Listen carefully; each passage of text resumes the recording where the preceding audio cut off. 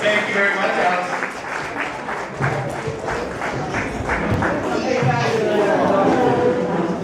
Can you see something? You can see something. Well, hello everyone. How are you guys? Well, I want to thank all of you for coming here this morning, taking time out of your Saturday to be here with us. My name is Aguilar, and I'm here to formally announce my candidacy for the Democratic nomination for the U.S. House of Representatives in Illinois District 17.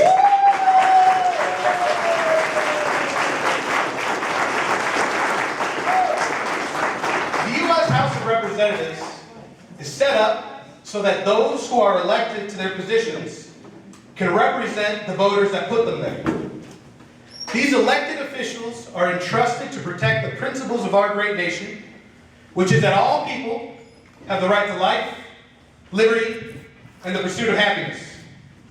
This is a very large responsibility, and sometimes those elected forget why they are in their positions and ignore the real needs of the people. Times are tough in this great nation of ours. Unemployment is rampant and still hovers above 9%. The cost of living keeps rising while our wages remain flat. 1 in 6 Americans and 20% of our children live in poverty. Our social safety nets, like Medicare, Social Security, and unemployment, are under attack while our national debt continues to rise out of control. At the same time, corporations and the wealthiest Americans are doing better than they have ever done in recent history. The working class is being squeezed more and more and being asked to bear even more of the burden of this great nation. I feel as though America has more to offer. I feel government should do more to protect the most vulnerable in our society. I feel government should ask more of corporations and the wealthiest Americans to help bear the burden of this country.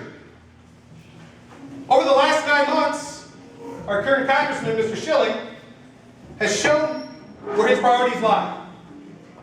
He has demonstrated that his loyalties and allegiance are to the Tea Party rather than accurately representing the needs of the people of the 17th District.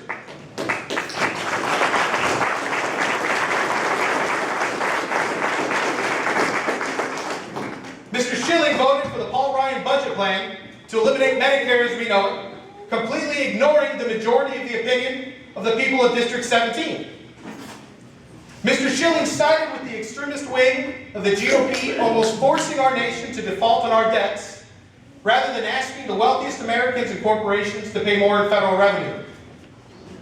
Such a default would have led to a catastrophic consequence not only for our economy, but for the world. But, like many in the Tea Party, Mr. Schilling threw caution to the wind in order to advance his radical right-wing agenda.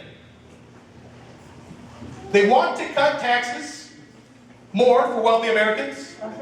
They want to cut even more taxes for corporations, even though companies like GE paid absolutely nothing in federal income taxes last year. They want to cut taxes even more for big oil companies who are reporting record profits and still receiving government subsidies. Mr. Schilling demonstrates that he is more concerned with special interests, lobbyists, and big business rather than the average voter of the 17th District.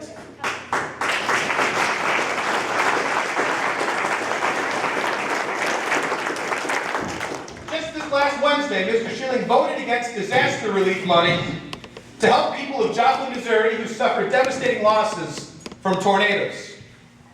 His vote tells the American people that the federal government no longer works for them. Based on such a vote, if a natural disaster took place here, as residents of the 17th District, we can only assume he would vote against our disaster relief efforts as well. Mr. Schilling voted against the funding for the Amtrak rail line connecting Chicago to Iowa City. He voted against the $230 million federal grant that could have put people back to work in Rockford, Sterling, and Rock Falls. He voted against this project even though it would boost traffic and tourism in the 17th District and bring a boom to our economy. Mr. Schilling has shown us time and time again that his priorities are skewed. he has shown us that he is not truly representing the needs of District 17. I feel the time has come to show Mr. Schilling the door, and we elect someone who will truly represent the needs of District 17.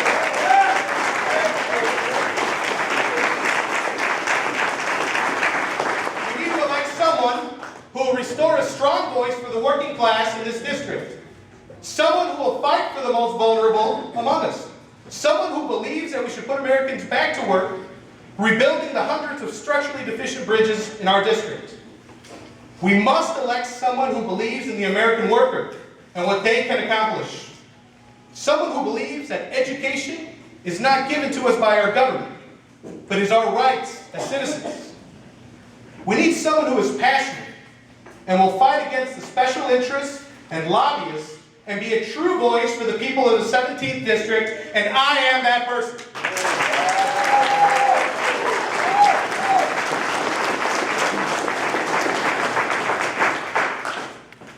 I stand here before you as a young man with energy, who has been involved with his community and is passionate about serving all your needs. I will work hard to get funding to rebuild our American infrastructure, expand our roads and bridges, and rebuild the energy grid to make the flow of energy more reliable and more efficient. After all the jobs lost in our district, imagine the people in Galesburg and surrounding communities being given the opportunity to earn a living wage and rebuild their community at the same time. Imagine the people of Sterling and Rock Falls being able to reduce their unemployment rate significantly through these public works programs, while at the same time providing an income to meet their families' needs. Imagine putting the unemployed from Rockford, Freeport, over to Galena, back to work rebuilding and expanding US 20 to improve commerce and tourism. Imagine the increase and boost to the local economy in the Quad Cities if those who are unemployed were able to obtain a job tearing down the current 74 bridge and rebuilding a new one.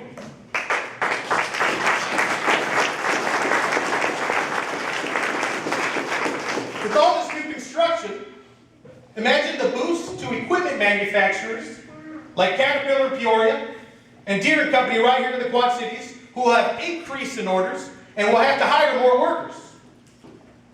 All of this can happen with your help. By sending me to Washington and giving me the honor of speaking for all of you on the floor of Congress, I ask for your vote to restore the voice of the working class of our district.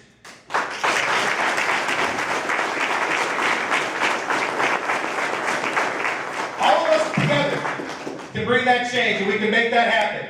Can I count on your support?